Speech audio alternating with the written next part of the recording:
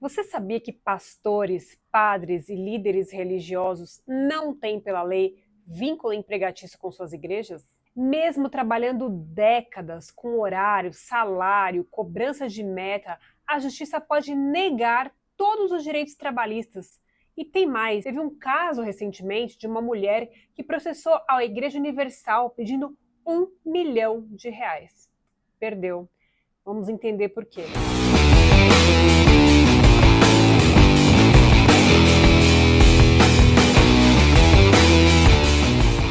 Nessa aula, nós vamos percorrer três grandes blocos: a igreja como organização, estrutura, financiamento, missão, a nova lei trabalhista, lá no artigo 442, parágrafo 1º, 2º e 3º da CLT, trazido aí, modificado pela Lei 14.647 de 2023. Jurisprudência, casos concretos e as controvérsias que vão cair na sua prova. Para você concurseiro, esse tema pode aparecer tanto em questões de lei seca, marque correto sobre o artigo 442, né?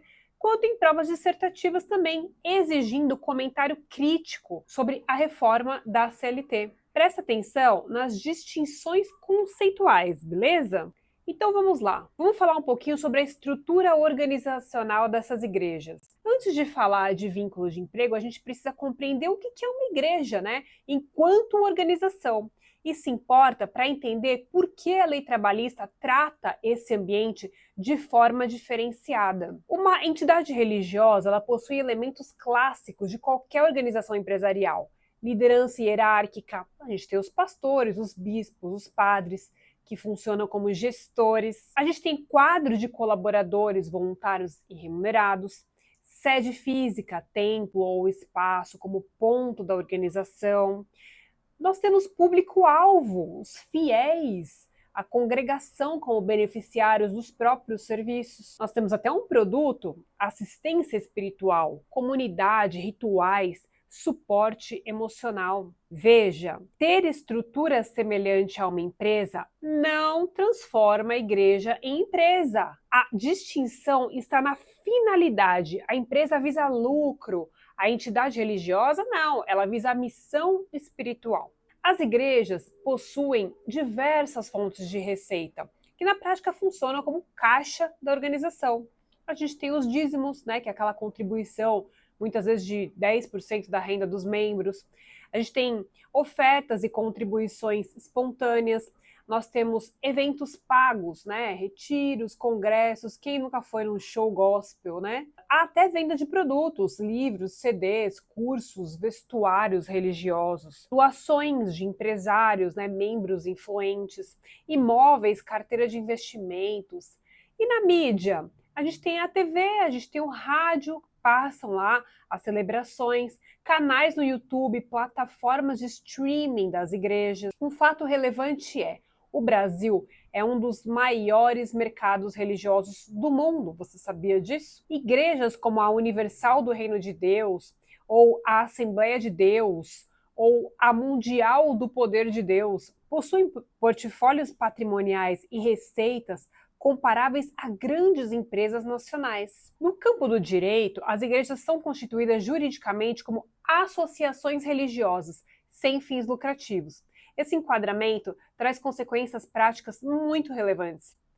Por exemplo, imunidade tributária, que está na Constituição Federal, isenção de IPTU, imposto de renda, ITBI, além de outros tributos vinculados à missão religiosa. Ela tem CNPJ próprio, ela tem conta bancária, ela tem capacidade de firmar contratos e adquirir bens, ela tem obrigações contábeis, só que elas são reduzidas em relação às empresas. Há a impossibilidade de distribuição de lucros, né? Porque um eventual superávit tem que ser reinvestido na própria missão. Atenção! A imunidade não cobre atividades lucrativas desvinculadas da missão religiosa. Se a igreja, por exemplo, aluga um imóvel comercialmente para fins não religiosos, essa receita pode ser sim tributada. O que é missão religiosa que a gente tanto está falando, né? Esse é um dos conceitos mais importantes dessa aula. Toda a lógica da nova lei trabalhista gira em torno da ideia da missão religiosa ou da finalidade religiosa. A missão religiosa compreende o conjunto de atividades intrinsecamente ligadas à fé, ao culto, à evangelização. Celebração de cultos, missas, rituais, cerimônias religiosas e por aí vai.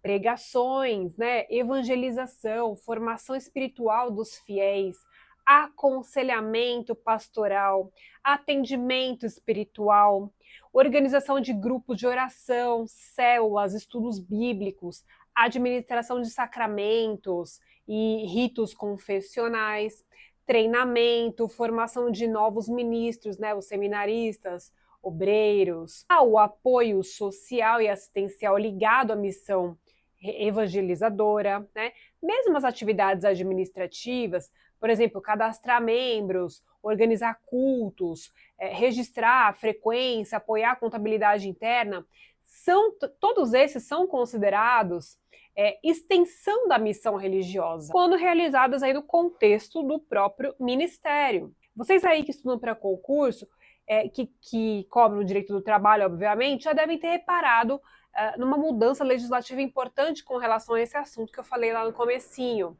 que é a Lei 14.647 de 2023. Essa lei trouxe novidade nos artigos 442, no artigo 442, parágrafo 1º, 2º e 3º da CLT. Ela introduziu esses parágrafos na CLT. Por que essa lei era necessária? Antes da Lei 14.647 de 2023, o tema do vínculo empregatício entre igrejas e seus ministros era tratado exclusivamente pela jurisprudência, sem previsão legal expressa. Não tinha previsão legal, Isso gerava o quê? Grande insegurança jurídica.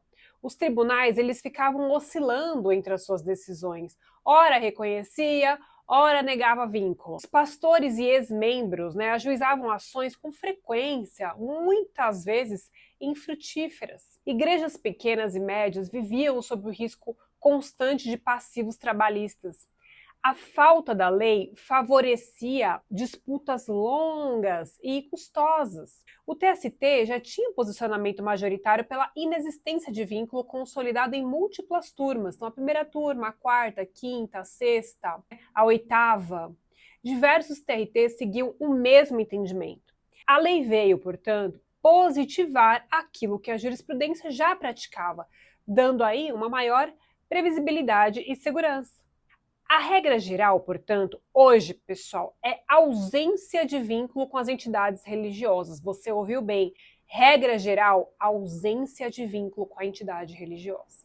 Esse é o dispositivo central. Veja a literalidade dele. Não existe vínculo empregatício entre entidades religiosas de qualquer denominação ou natureza, ou instituições de ensino vocacional e ministros de confissão religiosa, membros de institutos de vida consagrada, de congregação ou ordem religiosa, ou quaisquer outros que a eles se equiparem, ainda que se dediquem parcial ou integralmente a atividades ligadas à administração da entidade ou instituição a que estejam vinculados ou estejam em formação ou treinamento. Beleza? Esse inciso foi incluído pela Lei 14.647 de 2023. Bom, no parágrafo 2º, nós temos aí quem são as entidades protegidas. Então, vamos lá. Entidade religiosa de qualquer denominação, seja ela católica, evangélica, espírita, judaica, islâmica, a que for. Entidades de qualquer natureza, sem restrição quanto ao porte ou o formato organizacional, veja, pouco importa o tamanho da igreja, Então, pouco importa o formato da organização. Pode ser uma instituição de ensino vocacional, seminários, escolas de teologia, noviciados. E o polo ativo, quem está no polo ativo? Quem são as pessoas protegidas nesse caso? Os ministros de confissão religiosa, pastores, padres, bispos, rabinos, e aí vai, membros de instituto de vida consagrada, né, freiras, monges consagrados, os membros de congregações ou ordens religiosas, ou então quaisquer outros que a eles se equiparem, né? É uma expressão aberta e controversa. Quais são as situações expressamente incluídas, abrangidas aqui pela nova lei? A lei aqui é muito clara, pessoal. A ausência de vínculos se mantém mesmo quando o religioso, por exemplo, se dedica parcialmente à administração da entidade. Ou se ele se dedica integralmente à administração da entidade. Então pode ser parcial ou integral. Se ele está em formação ou em treinamento, né? Se ele é um seminarista, um obreiro em formação, tá? Qual é o ponto-chave para a prova aqui? A dedicação à administração por si só não gera um vínculo.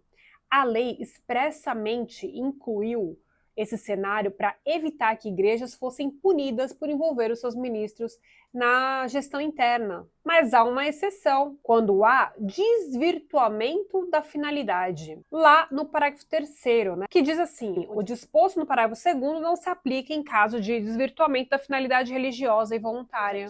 Repare que esse parágrafo traz uma exceção à regra. O vínculo empregatício pode ser reconhecido quando ficar comprovado que houve um desvirtuamento da finalidade religiosa e voluntária. Então, o que caracteriza o desvirtuamento? Não há definição legal. Cabe, então, à jurisprudência construir o conceito caso a caso. Com base nos precedentes existentes, os tribunais identificam o desvirtuamento quando, por exemplo, a atividade exercida não tem nenhuma relação com a missão espiritual da entidade. O ministro atua como um gerente, um fiscal de obras, né, um cobrador de dívidas, né, ou em funções puramente seculares. Há cobrança de metas de arrecadação, com punições em caso de descumprimento. Fica meio óbvio, né, pessoal, quando há esse desvirtuamento. A remuneração ela não tem caráter nitidamente salarial, né? Não de sustento ou ajuda de custo. A roupagem religiosa é claramente utilizada para mascarar uma relação de emprego comum. Ou seja, o caso concreto apresenta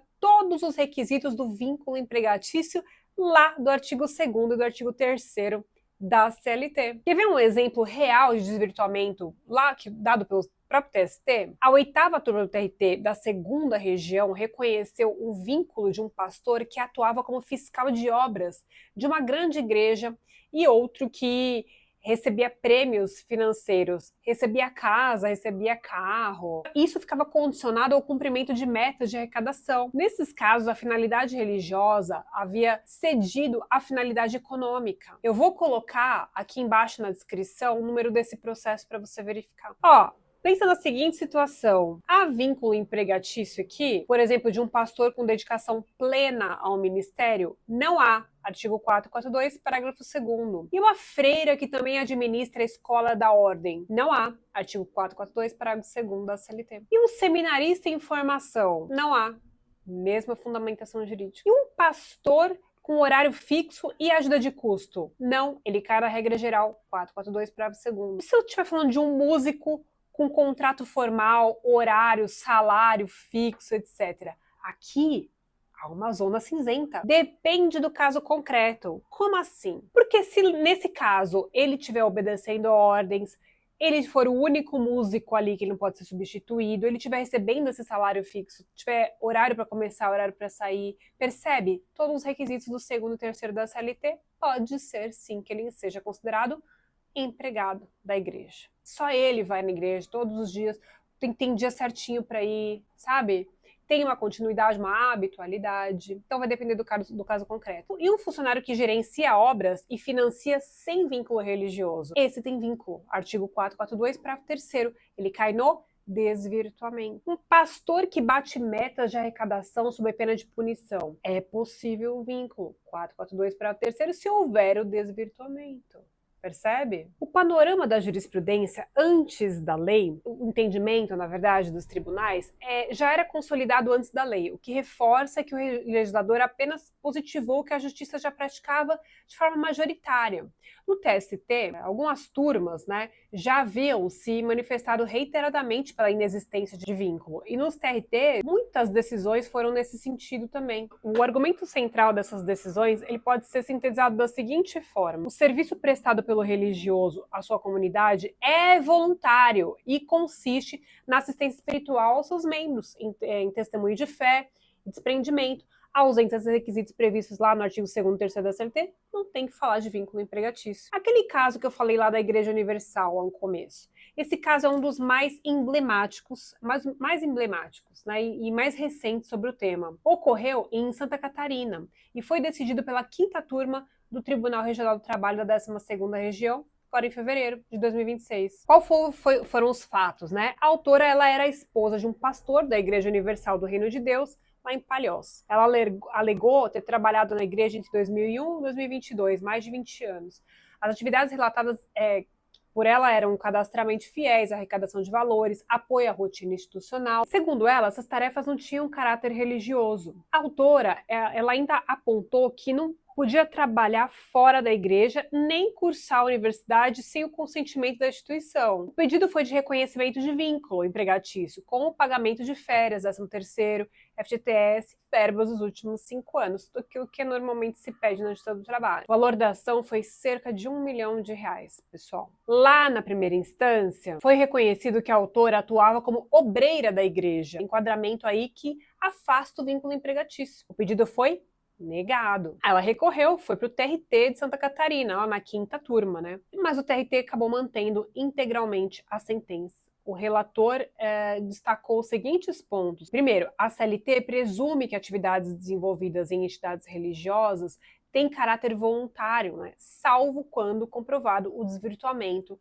da finalidade espiritual, o que não havia ocorrido naquele caso. A autora, ela não havia comprovado que recebia ordens de um patrão, nem que havia pagamento pelos serviços realizados.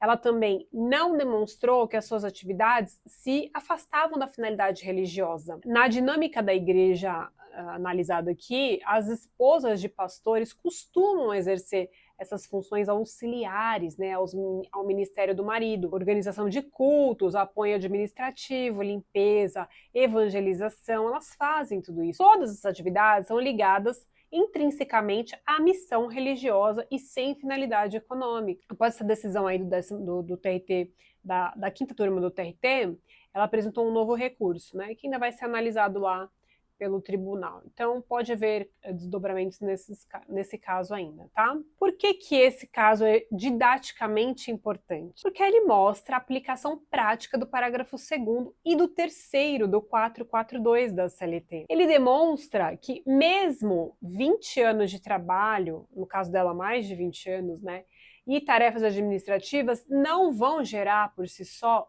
vínculo empregatício. Esse caso ainda evidencia o papel do ônus da prova que cabe ao trabalhador nesse caso. Cabe ao trabalhador provar o desvirtuamento. Ele ilustra que as esposas dos pastores são tratadas juridicamente como equiparadas a membros religiosos. Veja que interessante. Eu vou deixar também o link dessa notícia aqui para vocês, aqui embaixo. Agora vamos às polêmicas, né? Esse é exatamente o terreno que gera aí questões de prova mais elaboradas e temas de redação dissertativa. O conceito aberto de equiparados que eu mencionei, quem que se enquadra nisso? Parágrafo 2º protege não apenas ministros listados expressamente, mas também qualquer outro que a eles se equiparam, né? Essa é uma cláusula aberta e ela é perigosa. A pergunta que os tribunais precisarão responder é: até onde vai essa equiparação? Um diácono remunerado que coordena um grupo de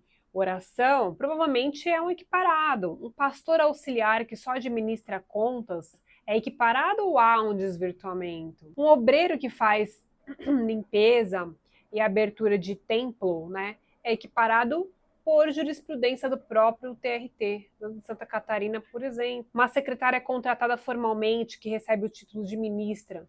É uma possível fraude, né, nesse caso. Então, já que a gente falou de fraude, qual que é o risco aqui? A expressão aberta pode ser explorada por igrejas para batizar funcionários seculares como membros religiosos, afastando seus direitos trabalhistas de forma fraudulenta. Os tribunais precisarão ser rigorosos na identificação desse abuso. De quem que é o ônus da prova, então? Já mencionamos, mas vale destacar que esse é um dos pontos mais críticos e controversos. o parágrafo 3º do 442 exige que o desvirtuamento seja comprovado, mas ele não diz por quem. A jurisprudência dominante, por sua vez, né, inclusive no caso do TRT de Santa Catarina, entende que o trabalhador é que tem que provar esse desvirtuamento. Isso é muito difícil, né?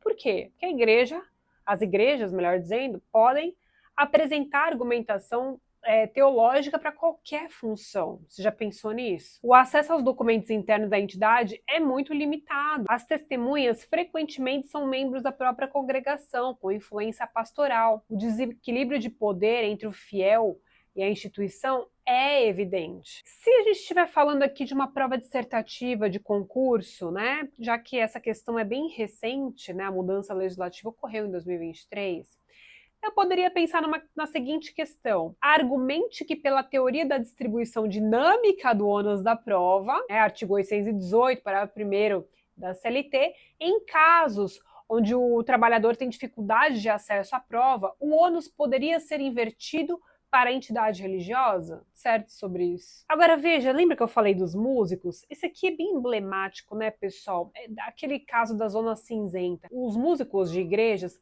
protagonizam uma das disputas mais acesas do direito trabalhista religioso. De um lado, a gente tem a jurisprudência tradicional que tende a negar o vínculo, tratando o ministério do louvor como atividade religiosa. De outro lado, os músicos com contratos informais, horário fixo toda semana, remuneração regular, nenhuma ligação devocional com a fé, eles apresentam todos os elementos do artigo 3º, né? Segundo, pessoalidade, onerosidade, não eventualidade, subordinação, pessoa física, por aí vai. Se um músico é membro devoto, né, que participa por vocação, ele não tem vínculo. Se o músico é um profissional contratado sem vínculo religioso, há um possível desvirtuamento. E se eu estiver falando de meta de arrecadação? Há uma linha tênue, né, entre evangelização e emprego. Quando uma igreja impõe metas de dízimo e oferta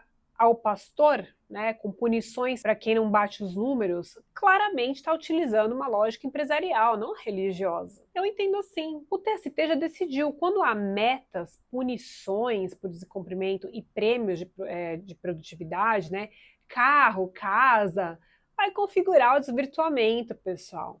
E o vínculo vai poder ser reconhecido. Agora veja, a ausência de vínculo tem um custo social importante, frequentemente ignorado no debate jurídico. Qual é? Não há FGTS. O ministro não tem reserva em caso de dispensa. Sem aviso prévio, pode ser desligado do ministério sem qualquer indenização. Ele não tem férias remuneradas formais, ele depende da generosidade da entidade, né? Não tem 13º salário. Previdência social, muitos ministros ficam sem contribuição regular ao INSS. A vocação ela não pode ser utilizada como justificativa para a ausência total de proteção social. O voluntarismo espiritual não elimina a vulnerabilidade material de quem vive exclusivamente do ministério. Uma boa resposta para uma prova dissertativa tem que reconhecer a legitimidade da imunidade religiosa, mas também tem que saber identificar a ausência de proteção social como um problema, né, que merece regulação complementar. Isso demonstra visão crítica e equilíbrio, né, características que são valorizadas em bancas de alto nível. Como que isso pode cair na sua prova, numa prova objetiva, né? Pessoal, eu preparei um material aqui para vocês baixarem com algumas questões de provas objetivas, caso vocês queiram treinar isso, tá bom? E prova dissertativa também. Vai que isso aparece num concurso logo menos, que a gente vai ter vários concursos esse ano. Então, quem quiser baixar, tá aí o link na descrição do vídeo. Então, pessoal, agora vocês sabem por que a esposa daquele pastor não conseguiu o vínculo, mesmo tendo trabalhado por mais de 20 anos lá. A lei e a jurisprudência que a antecedeu presumem que a atividade em atividades religiosas tem caráter voluntário. Para quebrar essa presunção, tem que provar o desvirtuamento. Isso é muito difícil na prática. Para você, concurseiro, decore as 3 situações do parágrafo 2º que expressamente não geram vínculo empregatício: dedicação parcial à administração, dedicação integral à administração e a formação ou treinamento. E não esqueça que o parágrafo 3º é a exceção. O desvirtuamento pode reverter essa proteção. Agora, se você é só um curioso que está nesse vídeo e que é muito bem-vindo aqui, lógico, se você ou alguém que você conhece trabalha numa entidade religiosa e tem dúvidas sobre os seus direitos, procure um advogado especializado em direito do trabalho para analisar o caso concreto. Cada situação é única. Se esse conteúdo te ajudou, já deixa o like, compartilha com os amigos do grupo e se inscreve aqui no canal @prof. Ariadne. Toda semana tem um conteúdo de qualidade para você passar no seu concurso. Um beijão e até a próxima aula.